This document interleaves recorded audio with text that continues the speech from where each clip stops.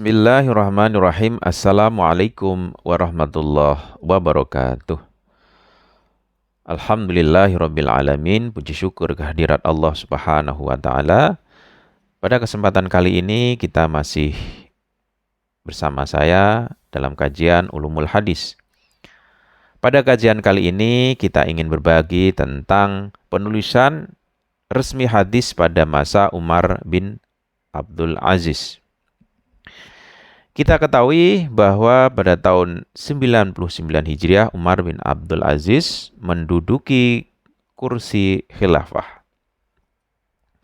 Dalam masa kepemimpinannya yang relatif singkat, beliau telah mengambil kebijakan-kebijakan yang berbeda dengan para khalifah sebelumnya, kemudian memberikan banyak sekali sumbangsih kepada masyarakat Islam.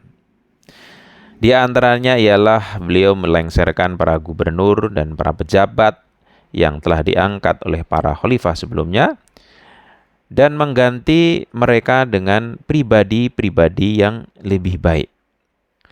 Kemudian juga memberhentikan tradisi pelaknatan atas Ali yang telah berlangsung lebih dari setengah abad. Di antara tindakan-tindakan penting Umar bin Abdul Aziz adalah keluarnya surat perintah dalam rangka penulisan hadis dan sunnah Rasulullah Shallallahu Alaihi Wasallam. Berkenaan dengan ini, beliau menulis kepada gubernurnya di Madinah bernama Abu Bakar bin Muhammad bin Umar bin Hazm Ansori, mengatakan, perhatikan apa saja tentang hadis dan sunnah Rasulullah Shallallahu Alaihi Wasallam, maka tulislah, karena aku sangat khawatir ilmu hadis akan sirna dan para ulama atau muhaddisun akan pergi meninggalkan dunia. Dalam sebagian riwayat yang lain disebutkan bahwa Umar bin Abdul Aziz dalam surat perintahnya menegaskan apapun yang kamu yakini sebagai hadis Rasulullah Shallallahu Alaihi Wasallam, maka tulislah. Kemudian menurut riwayat lain, ia berpesan kepada Ibnu Hazm Ansori bahwa riwayat-riwayat yang berada di tangan dua perawi, yakni Umarah putri Abdurrahman Ansori dan Qasim bin Muhammad bin Abu Bakar, pastikan bahwa kau menulisnya. Keluarnya surat perintah Umar bin Abdul Aziz kepada gubernurnya di Madinah adalah merupakan sesuatu yang sangat terkenal, populer, dan banyak sekali disinggung oleh para muhaddis. Hanya saja, akan tetapi, berkenaan dengan apakah surat perintah ini juga dikirim ke seluruh wilayah kekuasaannya, itu terjadi perbedaan pendapat. Berdasarkan pada apa yang ditulis oleh Abu Naim dalam Tarikh Isfahan, Umar bin Abdul Aziz juga telah mengirimkan surat perintah yang sama kepada para gubernur di seluruh wilayah kekuasaannya. Kemudian, sebagian data menunjukkan Umar bin Abdul Aziz secara pribadi mengumpulkan para fuqaha dan menganjurkan kepada mereka untuk melakukan penulisan atas sunnah-sunnah Rasulullah Sallallahu Alaihi Wasallam. Data lain mengatakan Umar bin Abdul Aziz juga mengeluarkan surat perintah seperti diberikan kepada Ibnu Hazm, kepada Muhammad bin Syahab Zuhri.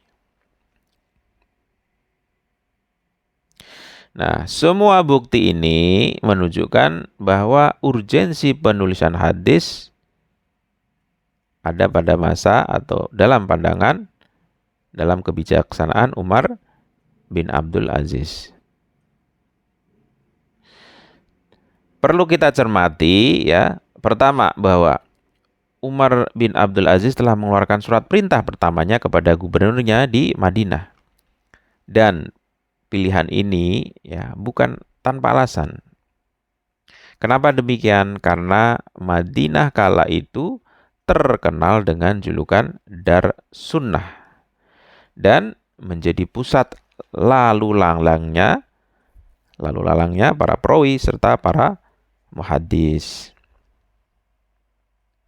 Sebagaimana selama 12 tahun menjadi gubernur Madinah sebelum menjadi khalifah, membuatnya mengenal dengan baik para perawi hadis, ya. Dan yang kedua, Umar bin Abdul Aziz menyerahkan urusan penulisan hadis kepada Abu Bakar Muhammad bin Hazm yang selain menjabat sebagai gubernur juga sebagai qadhi Madinah. Menurut Malik bin Anas, dalam hal qadhi, beliau berpendapat tidak ada yang lebih pandai daripada dia, yakni Abu Bakar Muhammad bin Hazm. Di samping itu, khalifah telah berpesan kepada Ibnu Hazm agar ia menulis riwayat-riwayat yang dapat dipastikan benar-benar telah diucapkan oleh Rasulullah Shallallahu Alaihi Wasallam. Khalifah juga memerintahkan padanya untuk mendahulukan pengambilan riwayat dari dua orang, yakni siapa? Umarah bin Abdurrahman Anshari dan Qasim bin Muhammad bin Abu Bakar daripada yang lainnya. Kedua orang itu menurut Khalid bin Nizar termasuk orang yang paling mengetahui tentang riwayat-riwayat Aisyah. Dan dengan memperhatikan banyaknya riwayat palsu pada periode itu, Umar bin Abdul Aziz tidak lagi percaya pada jalur-jalur yang sampai dari Aisyah. Nah, dengan keluarnya surat perintah penulisan hadis, larangan penulisan yang ditetapkan di zaman Umar bin Khattab menjadi gugur.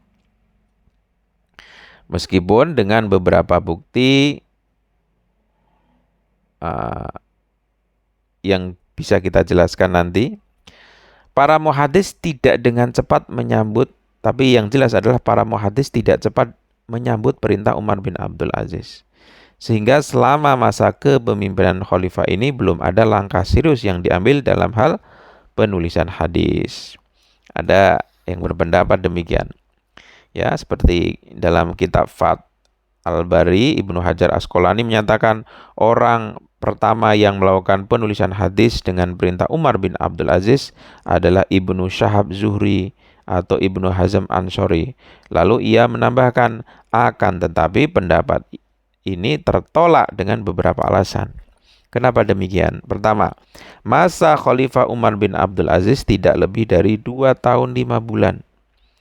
Ia wafat pada tahun 101 Hijriah. Sementara tidak diketahui dengan pasti kapan waktu keluarnya surat perintah penulisan hadis. Apakah di awal khalifah, pertengahan, atau bahkan di akhir.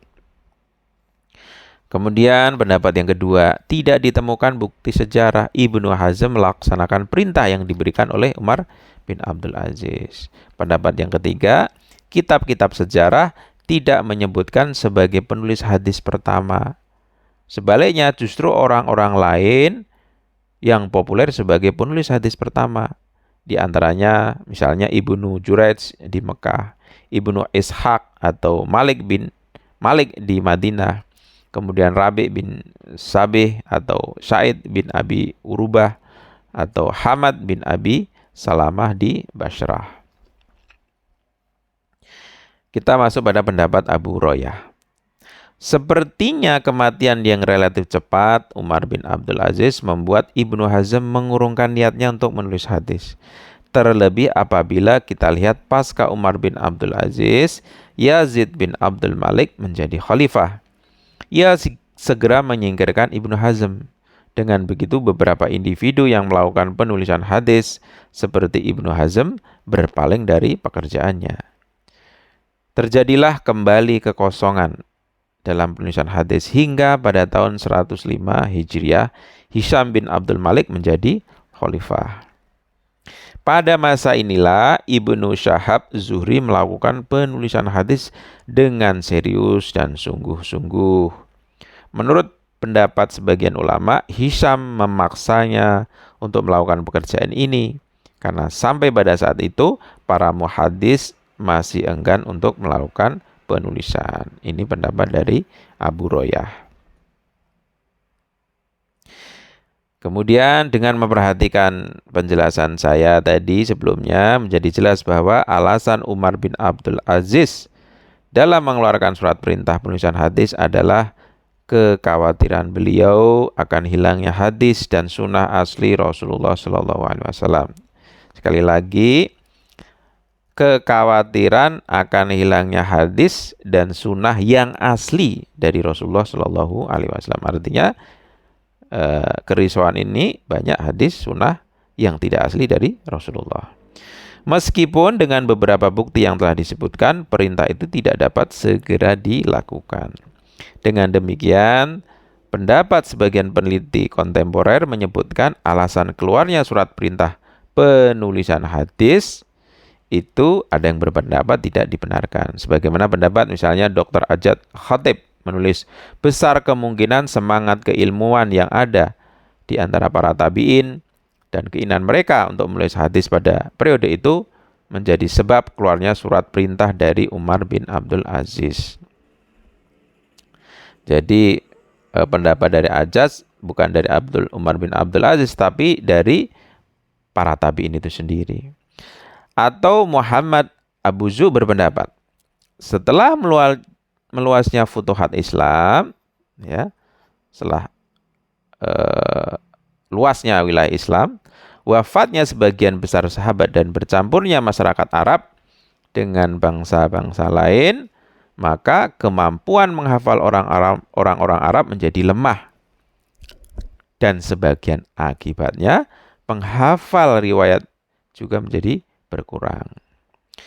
Pada saat itulah penulisan pengumpulan riwayat dirasakan perlu, dan Umar bin Abdul Aziz pada abad pertama Hijrah mengeluarkan perintah penulisan hadis. Ini pendapat dari Muhammad Abu Zu. Kemudian dapat disimpulkan bahwa dalam menyanggah beberapa alasan di atas cukuplah bisa dikatakan misalnya Muhammad bin Syahab Zuhri yang menurut sebagian pendapat adalah orang pertama melakukan penulisan dan pengumpulan hadis. Dia sendiri berkata, kami para muhadis selalu menghindar dari penulisan hadis hingga para khalifah maksa kami untuk melakukannya. Dalam situasi dan kondisi seperti itu, kami berpandangan untuk tidak melarang seorang pun dari kaum muslimin dalam melakukan penulisan hadis.